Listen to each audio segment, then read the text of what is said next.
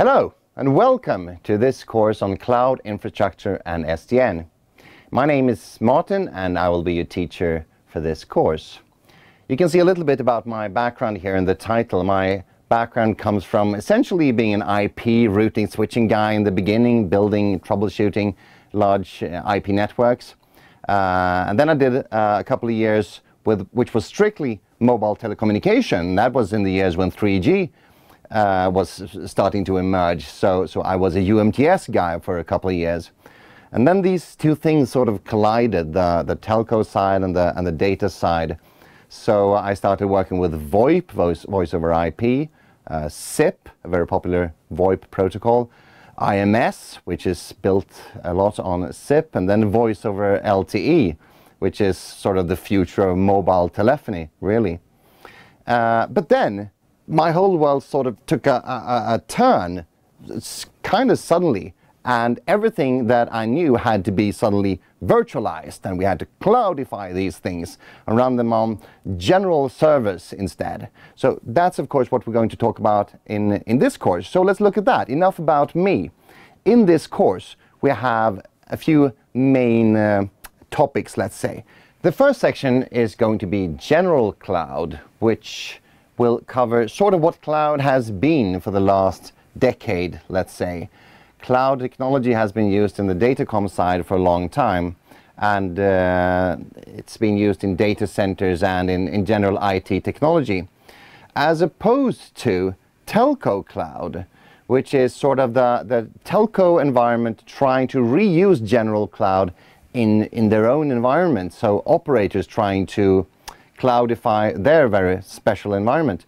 Now, NFV is the kind of standardized version of telco cloud, and I'll tell you why I say kind of standardized once we get there.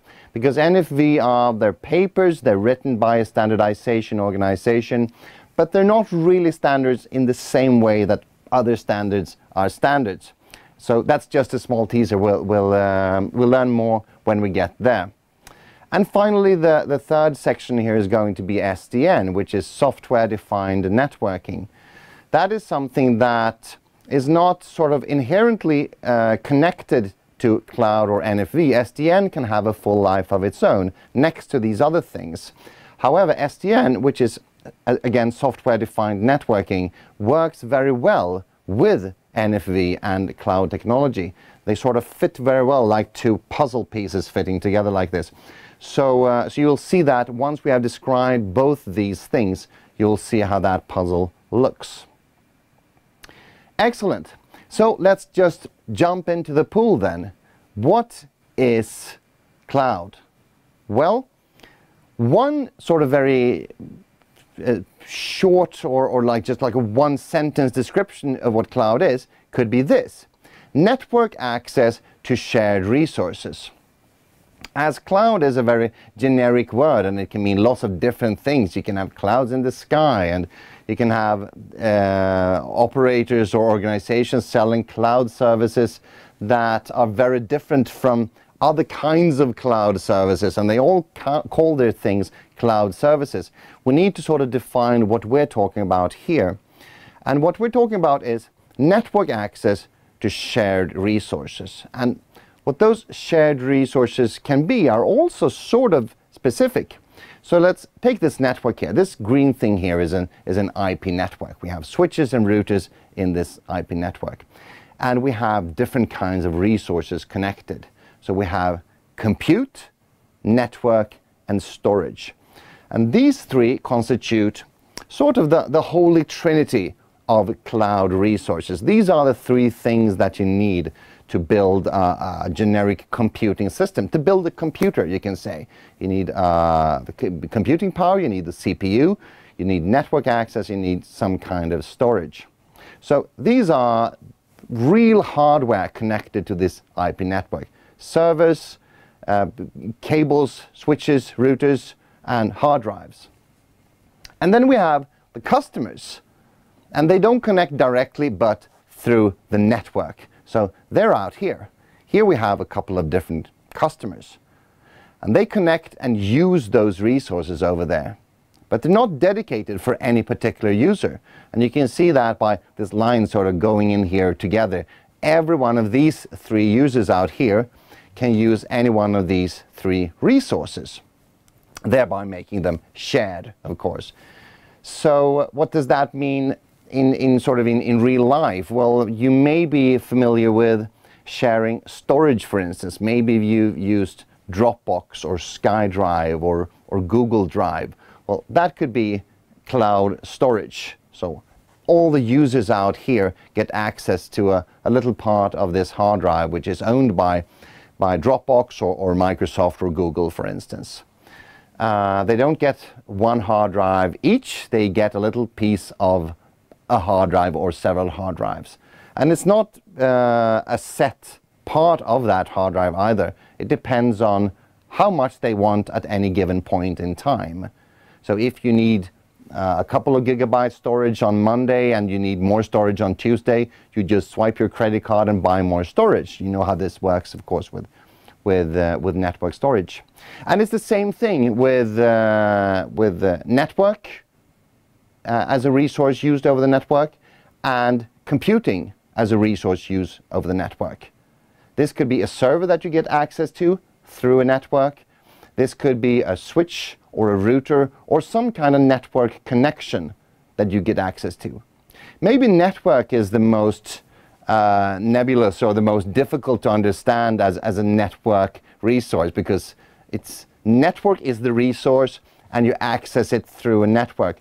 But one, or maybe I should say 2 concrete examples could be, first off, the ones that are listed here. You have switches and routers, so you get access to switching or routing capability that doesn't sit in your home or at your office. But you can also have the service of just a cable. If you have 2 offices, one in Stockholm and one in New York, and you want to pull a cable between them, it's probably very expensive to actually pull a physical cable between those 2 offices. Instead, you can buy access from a big internet service provider. And it seems to you as if there really is a cable from your Stockholm office to your New York office. But it only seems like that to you. What you really bought is some kind of network service. So the operators along the way actually make it look like there is a cable between your 2 branch offices. So that is also a cloud service. So if someone asks you, what is this cloud thing really? It's network access to shared resources. There's an organization called the NIST, the National Institute of Standards and Technology. And the nation here is the US. So it's the US National Institute of Standards and Technology. And they have given us a little bit of help understanding what cloud is. So they've given us terminology so that we can speak about these things. And they've given us a generic description here of what cloud is. So I'll pull out some highlights. I mean, you can read for yourselves. I won't read this verbatim to you, but they have said a couple of things. We want network access to a shared pool of configurable computing resources. That's essentially what I just said in the previous slide. Network access to shared resources. What those computing resources can be, well, here it says, for instance, network servers, storage applications, and services. Typically, you would see people talk about these 3 that I mentioned: compute, network, and storage. Now, they go on here to say that these resources, we want them to be able to be rapidly provisioned and released. Rapidly provisioned and released. Now we come to the distinction. Maybe we should sort of start with this even now. The distinction between Datacom cloud, or the old kind of cloud, and telco cloud. Because this part of the course is to lay the foundation for generic cloud, and then we're coming to telco cloud. All right? So this description is for general cloud. It's not for special telco services. This is for more generic IT services, so databases or web servers or things like that. These are the kind of services that the NIST envisioned we would offer our customers when they wrote this. So they say we want to be able to rapidly provision and release it, and being able to rapidly provision and release a web server, maybe running as a virtual server somewhere. If you're unfamiliar with virtualization, we're going to talk a lot about virtualization in this course, so don't be afraid. But if you talk about buying sort of a web server online, that's quite easy to provide to customers. Easy to sort of start up a web server, let the user use it for however long time he wants to use it, and then you can power it down. It's more difficult with the traditional telco nodes. Telco nodes are big and complex, and starting them up can take a very, very long time. So I ask people, I travel around the world a lot, and I talk to vendors and operators, and I ask them, how long time does it take to, start up a telco node? If you find out that you need another node, maybe you have 5 of node X. It could be any big core telco node that you think of, a big router or a mobile node of some kind. You have 5 of them, and for capacity reasons, you realize that you need number 6. All right? So how long time does it take from the moment when you realize that you need number 6 until you really have node number 6 up and running and doing its job in a data center somewhere? And for general computing, if you set a web server, well, that can be done quite quickly. For a telco node, the answers range from a couple of months, if you're really lucky, until a couple of years. And if I ask people, how long time does it take to do that, and they answer 2 years, then I know that was not just a guess. That was that person's last 2 years in their life. So things really take a long time if we're working with physical servers that need to be bought, and you need to sort of put them in the back of your Volvo and go out to the data center. You need to connect all the cables and configure everything and make it run, and then troubleshoot and so on. In this cloud world where we run virtual servers and we run networks that can be controlled programmatically from the outside, everything is very, you can sort of control it from a command center rather than having to install and configure physical stuff. The comparison to the 2 years that I just mentioned is minutes. There was a study a little while ago when they looked at one of the core nodes of IMS. The node is called SCSEF. If you're not familiar with it, it really doesn't node. It's sort of a central node to the future of mobile telephony, you can say. And they tried it, and it took around 40 seconds from the moment when they realized we need another one of these things, the SCSEF, until the moment when they had another one of these actually doing its job. 40 seconds compared to between a couple of months and 2 years. So the promise here to be able to rapidly provision and release these things is huge. They also say here minimal management. We want to be able to do this with minimal management. What is that? Minimal management? Well, it's minimal management from the cloud service provider's point of view, not necessarily from the customer's point of view.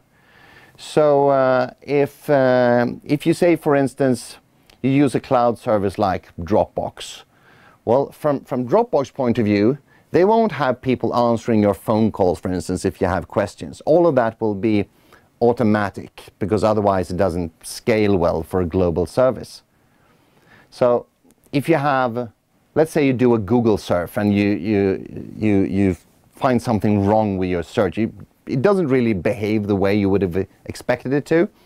I mean, how many of you would seriously even think the thought, I think I'm going to call Google and ask them what's up with this search, there's something wrong. You realize immediately, if Google had such a service where you could call them and ask what happened with my search here, Google wouldn't exist. They wouldn't need 1 billion people just answering phone calls. So in order to scale these things well, you need to have minimal management from the service provider's point of view. However, this can mean more management pushed out to the customer. It may be more convenient for the customer if you want to buy a virtual web server, for instance, to call someone and say, I want a virtual web server. I want it from next Monday through next Friday. and I wanted to have this amount of RAM and this amount of storage and this amount of CPU and so on. That would probably be more convenient for you, but it wouldn't work from the service provider's point of view. So instead you need to log into a web page of some kind, you need to create your account, and you need to understand how their user interface works. And I'm sure you've been through this a number of times yourselves for different kinds of services. So, shared pool of computing resources. We need to be able to rapidly provision and release them. And we want minimal management from the service provider's point of view.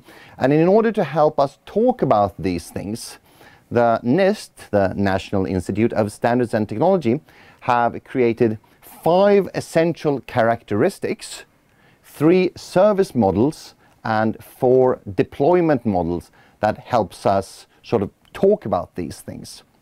So I'm going to tell you about these things in the slides to follow here. So first off, the 5 essential characteristics. The green cloud in the middle here is the cloud service provider, and this blue leaf here is the first of the 5 essential characteristics, namely ubiquitous network access. The NIST figured we really want to be able to reach our services wherever we are. Ubiquitous, by the way, is one of these words which is it's difficult to spell and it's difficult to know what it means, but if you're not familiar with it, it means something that's available everywhere. So you could say electricity is ubiquitous to us, and to many of us, internet is ubiquitous because we have it accessible everywhere. We have it in our computers, of course, but also in our TVs and cars, and of course phones, which we carry around with us, which makes internet ubiquitous. Ubiquitous network access is important for traditional cloud services, like, well, let's say Dropbox again. Sort of as a sort of throw forward into telco cloud, which we're coming to later, this may be the least important characteristic for telco cloud, because a telco operator may not want their telco nodes to be ubiquitously accessible from everywhere in the world. You want to access it from particular points where you as an operator have staff managing these nodes. But again, this is the 5 cloud characteristics for traditional datacom or IT cloud. The second cloud characteristic is this: measuring the service very precisely. Out here is a customer using resources that exist physically in the cloud service provider's network. If you use resources in here, and you being out here now in my example, and you get a bill at the end of the month that says you have used cloud $1,000. How do you know that's true? I mean, you get that bill and you say, oh, well, I bought cloud. I'm not sure exactly how much I've used, but maybe $1,000. If instead you get a bill at the end of the month that says, so you bought our cloud service. Day 1 of the month, you use this amount of RAM, this amount of CPU, and this amount of storage. This totals up to $45.60. Okay, that sounds reasonable. It sounds at least like it was actually what you used. And then day 2 of the month, you use this amount of resources. It becomes more credible from you as a user out here. And of course, if you're a sort of respectful service provider in here, you actually want to charge for the services that you have provided. You also need to measure in order to be able to charge for exactly what the customer has used. Third cloud characteristic, resource pooling, which is arguably the most important, I'd say, characteristic in this picture. This is really the shared resources thing. I said previously, cloud computing or cloud technology is network access to shared resources. Here we have shared resources, and here we have different customers using those resources. Those customers can be different individuals or organizations. they could also be different departments in an organization, or it could be different applications, running in different places using these sort of clustered or shared resources. Fourth cloud characteristic is on-demand self-service. You can see how there's no human interaction here by the introduction of these very handsome robots.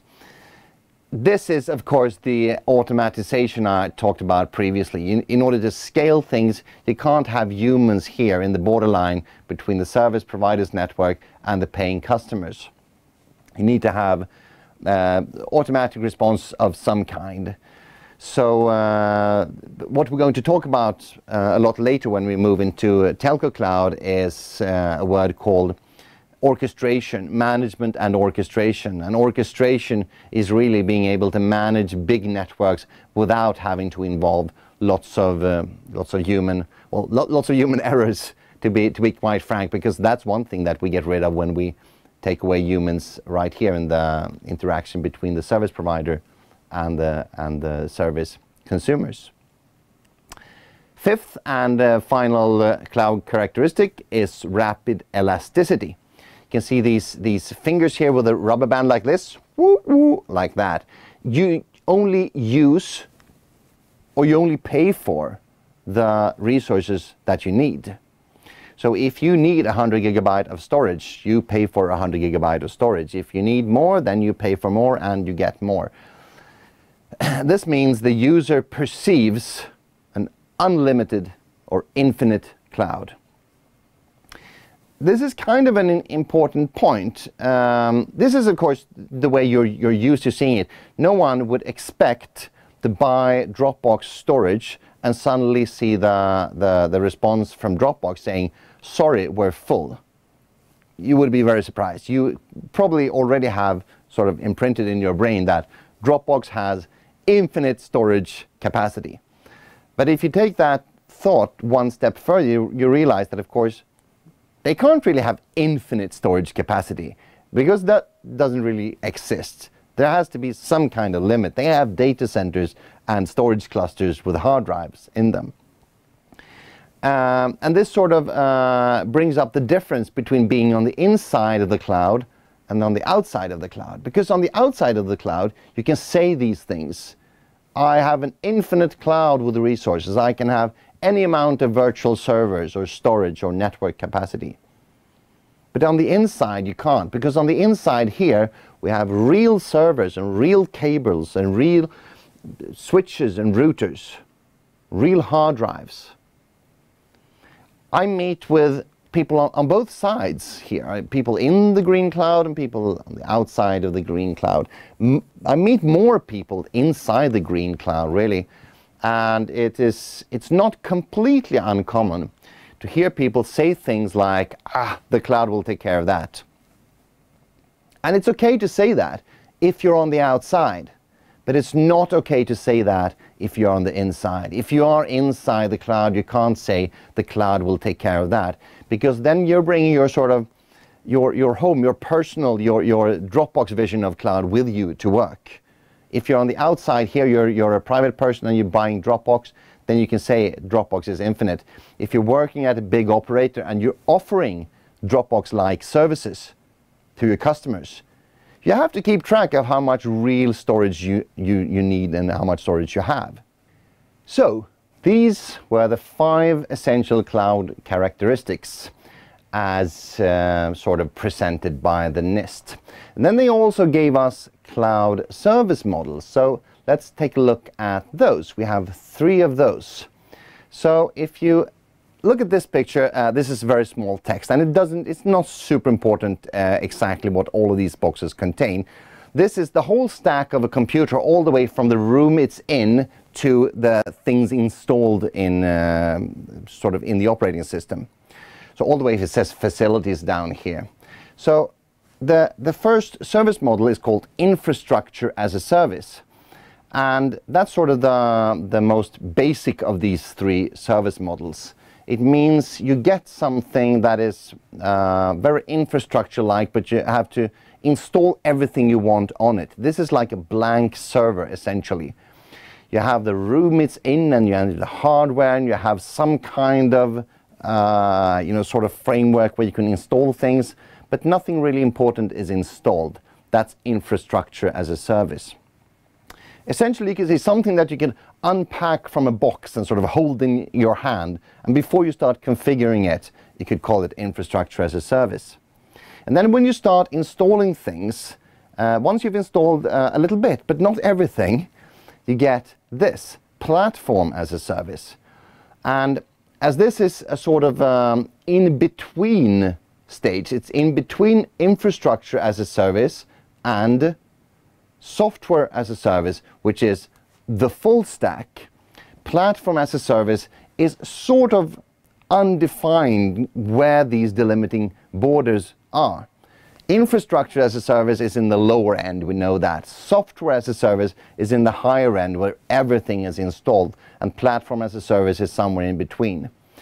These things are not super well defined in any paper. So you can't say, if someone argues with you and say, well, I call my service platform as a service, and someone else says, no, I think it's more infrastructure as a service. You can have that argument, but there is no absolute 100% truth here. These terms exist so that we can sort of talk about in which part of the scale things are. If I offer you a cloud service where you have to add a lot, then it's likely to be infrastructure as a service. If I offer you a cloud service where you don't have to add anything, it's likely to be software as a service.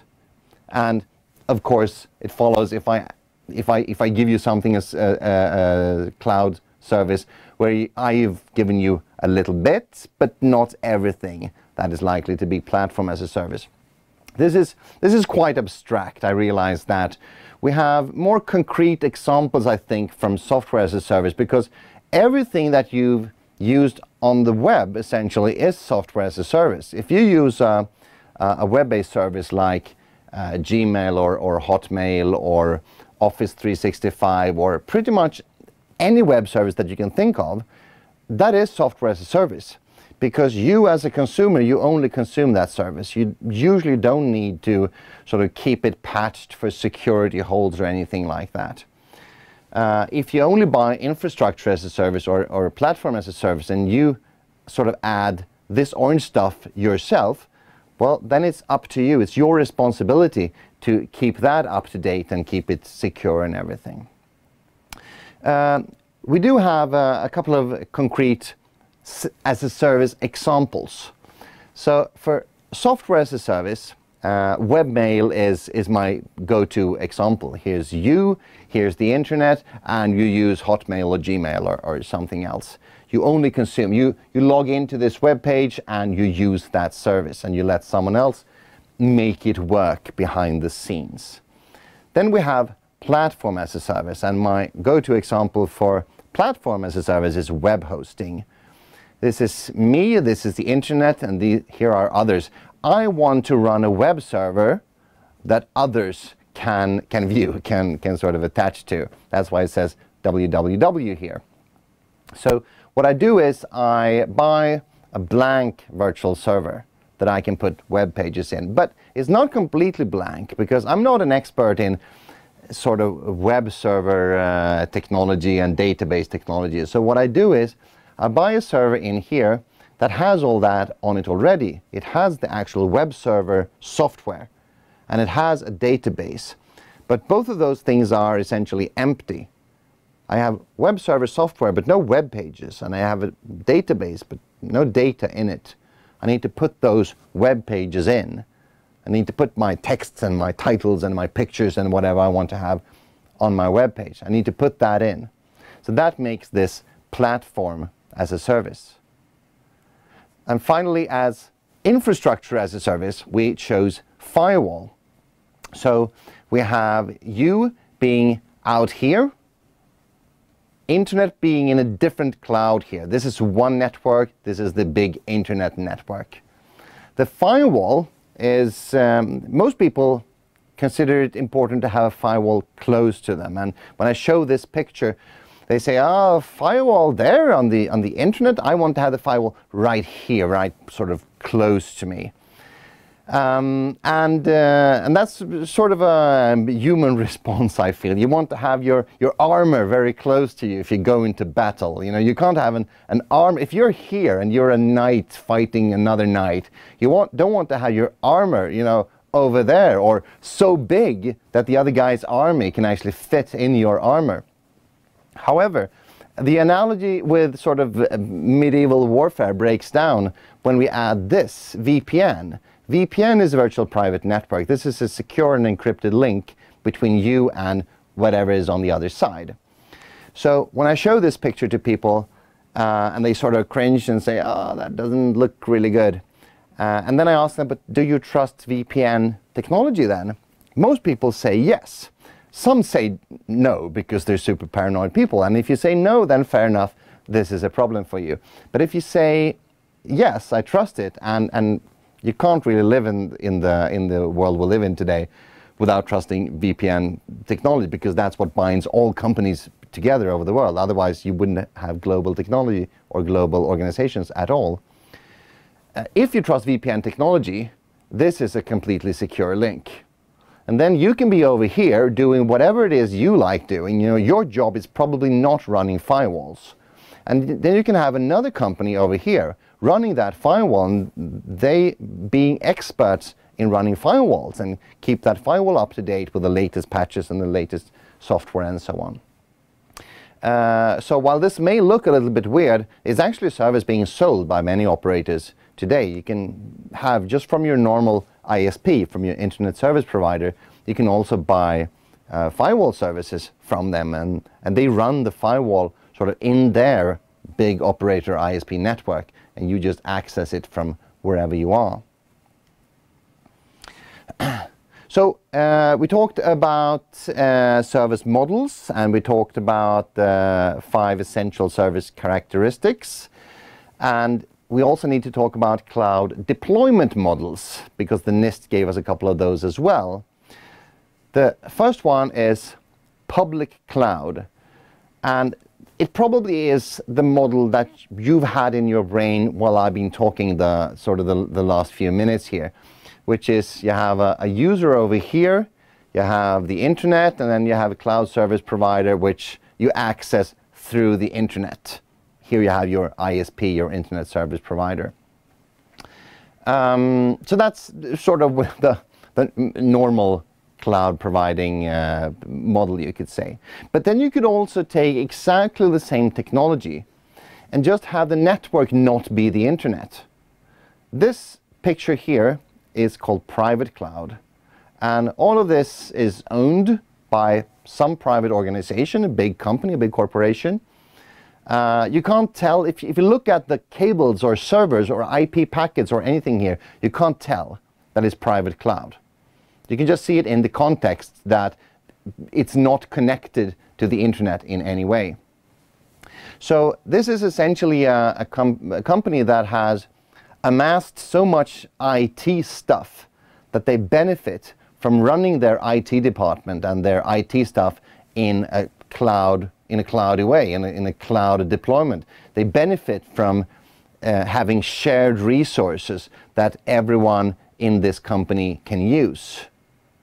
Having shared resources, of course, means that they're not dedicated to any particular user, and when he doesn't use it, it's not used by anyone. Sharing resources means much better utilization of these resources. And of course, this could benefit anyone, not just people connected to the internet, but also private corporations doing this internally.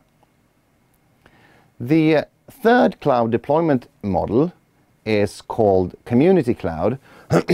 Sorry, and I won't spend so much time on it because we don't have many really good, concrete, real-life examples here. There are a few, but not that many. There are lots and lots of examples of public cloud services, and there are quite a few on private cloud as well. I can't tell you about as many private cloud deployments as the public ones, almost by definition, because they're private. Companies don't need to tell me what they do behind closed doors.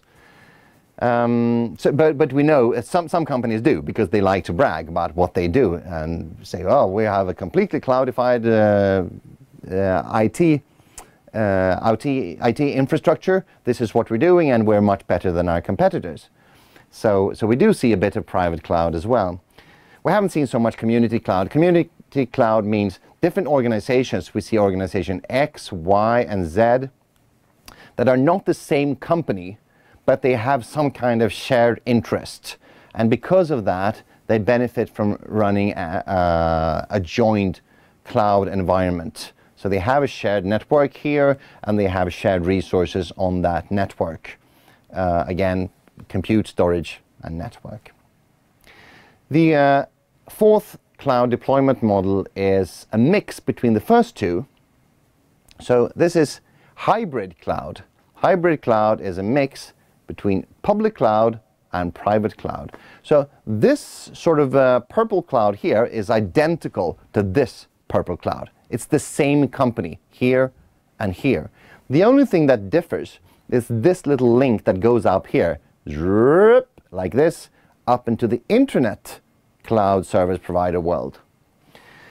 So why is that? Well, there could be different reasons. One reason could be the one that's in the sort of annotations here in the arrows. We have sensitive data being stored locally in the hard drives owned and run by this company.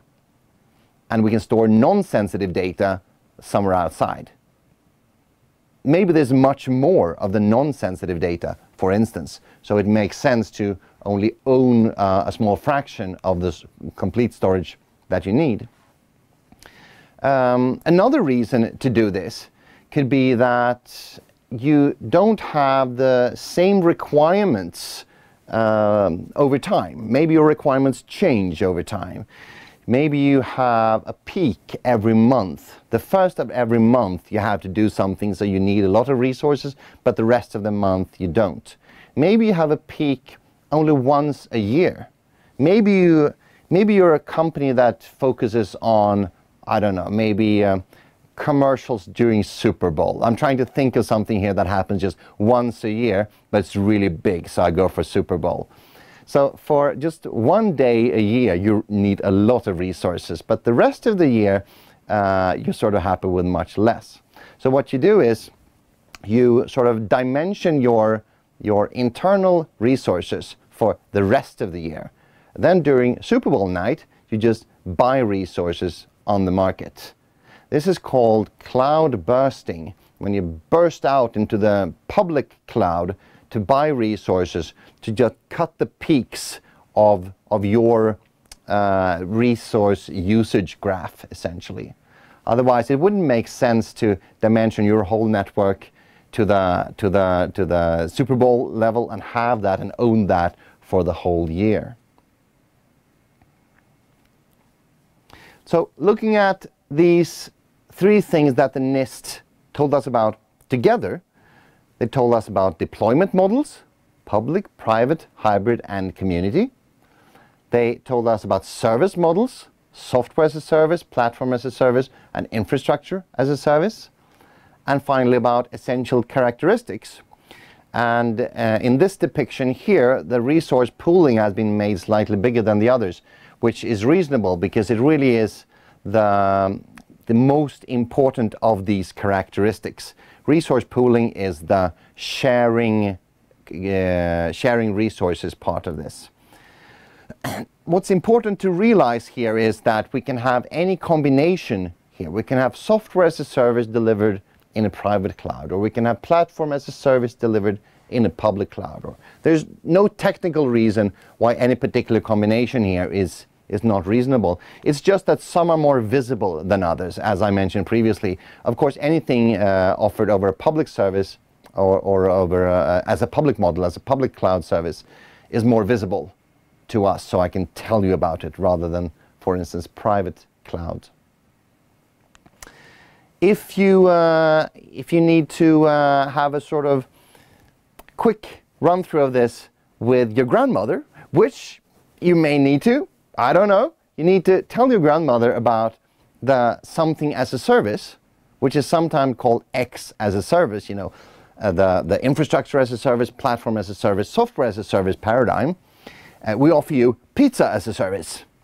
So the first, as a comparison here, as a sort of control case, we have a not cloud service at all, which is make your pizza at home. So you need all these different things, and you need to buy them and install them and manage them yourself. You know, all the way from the dining table to the cheese on top of your pizza. This is the traditional on-premises deployment. This is the deployment that takes 2 months to 2 years to change, you know, if we connect back to the beginning of this lesson. But we want to cloudify these things. So what we do is we make this a little bit more clever. We have someone offer us some of these things as a service.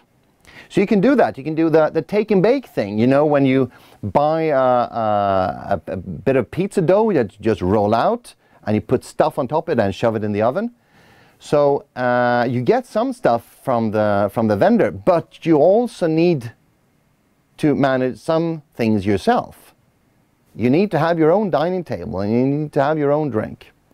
But some things are done by the vendor. So now we have this little legend down here. The blue is you manage, and the sort of pinkish color here is the vendor manages. So we have this distinction here. Blue is you, vendor is the pinkish, which is you push the responsibility to someone else. You manage it, and I don't even want to see how that works. I don't want to understand pizza dough. I just understand tables. So this is the take and bake. This would be infrastructure as a service, where you get a little bit from the vendor, but you have to provide quite a lot yourself. We move on, sort of moving this, the border between blue and pink here. Pizza delivered. Oh, that's pretty good, because then I don't need to care about having an oven, for instance. So I get all of these things, but I still need to have a table, maybe some chairs, maybe a little bit of drink. So I'm not sort of full vendor manages here, but I push the limit quite close to that. This would be platform as a service. And if I really want to push this to the limit and have a vendor manage all of these things, then we have software as a service, which is dining out. I just go out to the restaurant and they will provide me with a pizza, but also drink and the table, hopefully, if I go to a fancy enough restaurant. All right, so this is something that you can use the next time you need to explain something as a service to your grandmother. Before we finish off this, this first chapter, I will just take a look at why this happens now. Cloud wasn't a big thing. If you look back 15, 20 years, this wasn't a big thing. If you ask people, so why do operators want to cloudify their networks? Quite often you get the answer, well, because you can use your resources much more efficiently, which makes you able to make more money, and you can run your networks more cheaply and so on, which is all true. This is why we do these things, so that we can run our networks more efficiently, we can use our staff more efficiently and so on, and it all boils down to money, of course. But if you would ask the vendors and operators 15, 20 years back, would you like to make more money? They would have said yes. So it can't be just that this makes you make more money. It has to be something else that has happened over this time. So there's no sort of one answer to this, but we've read and we've talked to a lot of people around the world, and there's sort of a consensus in a way in why this happens now. And it's really technical here. You see this graph here. It goes from then to now, okay? So hold on to your seats here. It also goes from less good to good. So we have things that have gone from less good to good in the time that has passed between then and now. Okay, so what are those things? Well, first off, hardware has improved. What does that mean? Hardware has improved. Well, Do you remember the days when we had the clock cycle race of the CPUs, AMD and Intel? You know, they almost took turns every week saying, now we have a processor that runs a megahertz faster than the other guys. And then the other guys said, well, now we have a processor that runs 1 megahertz faster than those guys. And then it took turns and processors went up and up and up. And that has completely gone away. We don't have that anymore. I'm not sure if you've given any thought to why that is. When I ask people, you know, why don't we see that anymore? Because most people, at least most people old enough, remember this quite clearly when we had this big CPU race. And I get different answers. I get the answer, we don't need any more CPU power, which is a trivial thing to answer, I guess. But historically, that kind of answer is bound to be faulty, because we always need more and more and more and more. You can find these classic statements of we will never need more than 4 computers in the whole world, or we will never need more than 10 megabytes of storage for the whole world, and so on. You know, spoken by on the paper qualified people. So no, we want more. It didn't stop. What happened was that we got multi-CPUs. We have multi-core CPUs. So this is a snapshot of a laptop with 8 CPUs. So we have these different sort of graphs for the usage of the CPUs, and it sort of goes in time from left and right here. You don't need to see any details here. The point is that we have multi-core CPUs, and that's kind of lucky. I think it's just luck that plays very well into cloud computing, because what we're going to see in cloud computing, that an important success factor in cloud computing is being able to modularize your functions. That means taking a node or a function or a machine that used to be like a big chunky monolithic thing sitting in a data center, just one big thing with a big fat power cable sticking into it, and you go up to the big switch and just go on, and now it's on. You need to be able to take that thing and sort of chop it up into smaller pieces, because that makes it possible to run it on a large number of standard hardware instead of just one big monolithic device. So we will come back to that, how modularization is very important in cloud. And it's just incidental, I think, that the multi-core evolution has sort of laid the groundwork for that. It didn't have anything to do with that. It had to do with the fact that CPUs became overheated, and you know, we couldn't actually increase the frequency much more. So that forced us to create multi-core computing. But it has made us create software now that runs on several CPUs simultaneously and sort of help each other to become this big node together, which is exactly what cloud needs us to do. So hardware has become better, software has become better, and mostly when we say software has become better, it has become better in using this hardware that we spoke about, the hardware that is multi-CPU. I'm not sure if you noticed, but something happens in the middle of this graph here. It starts off with a sort of 0 here, is a very low graph, and then at this moment in time, just all of these CPUs shoot up to 100%. And that's because this was taken on a computer that we do some video rendering things on. We used software called After Effects, which is very good at using parallel CPUs. And this was just preparation, clicking around, and then at this moment in time, we clicked render this project, which made the software work a lot to sort of make all the different graphic things go together. And you can see how it really uses all these different CPUs at the same time. In the beginning of the multi-CPU era, software wasn't able to do this. Software used one of these CPUs and the others were still idling. They were still not doing anything. But now we can see very clearly that we are using all the CPUs. So hardware has become better, software has become better. Virtualization is something that I'm going to talk about in the next chapter. Virtualization has become much better. We have added functions in virtualization. We can do something called live migration. We can move virtual machines from one physical server to another physical server without stopping it. And there are lots of functions like that that have been added over the time between then and now. We're going to talk a lot about virtualization later on, so if you're unfamiliar with it, no worries. Finally, networking has become better. No one can argue that networking has not improved over the last couple of years. Of course, it's always increasing a lot.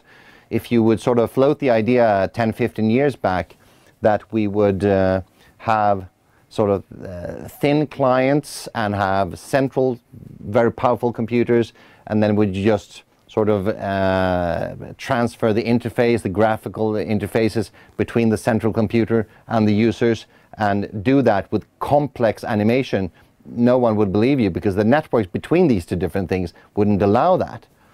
But now we have gaming based on this, where we have the actual game servers with the computing of the 3D worlds sitting in one place, and just the presentation done on another computer at your home, and with just network connections in between them. So networking has really improved, and of course network is essential to cloud computing, as cloud is network access to shared resources. So why now? It's not one thing that has become better. A lot of things have become better to such a degree that we have now come to the thumbs up level, where we can actually do this. It's not political, it's not ideological, it's just technically we've come to the position where we can actually do this now. All right, so the next section is going to be about virtualization. So I will see you there.